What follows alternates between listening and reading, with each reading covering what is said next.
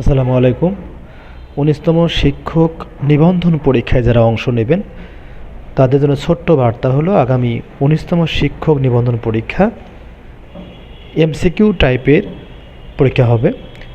অর্থাৎ যারা আমরা জেনারেল তাদের ২০০ নম্বরের পরীক্ষা হবে। ২০০-র মধ্যে আপনার নিজ বিষয় ১০০ এবং বাকি ১০০ হচ্ছে অন্যান্য বিষয়।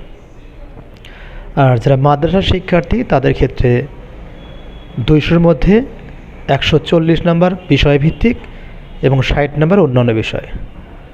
বিগত পরীক্ষাগুলোর চেয়ে এবারের পরীক্ষাটা ভিন্ন ধর্মে এ কারণেই, এবারের পরীক্ষায় লিখিত টাইপের কোনো প্রশ্ন হবে না, অর্থাৎ একদিনেই এমসিকিউ টাইপের ২০০ নম্বর পরীক্ষা হবে এবং এই পরীক্ষা দেওয়ার পর আপনারা ভাইভাতে অংশ নেবেন।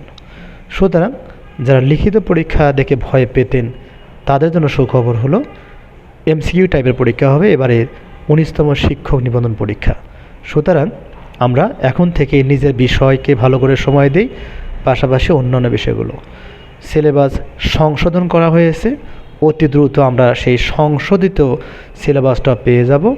তবে আমার মনে হয় যারা আমরা নিবন্ধনের সার্কুলারের জন্য বসে আছি তাদের উচিত নিজের বিষয়কে একটু ভালো করে দেখা। আবশ্যিক এই বিষয়টার মধ্যে আপনি আপনার মতো করে দেখবেন যে এক কথায় উত্তর, এক কথার প্রশ্ন। এবং এবার সবচেয়ে ভালো একটা দিক হলো যে আপনার পরীক্ষার প্রশ্নগুলো এমসিকিউ হলেও আপনাকে 4টা দিক থেকে যাচাই করা হবে: জ্ঞানমূলক, অনুধাবন, উচ্চতর দক্ষতা, প্রয়োগ।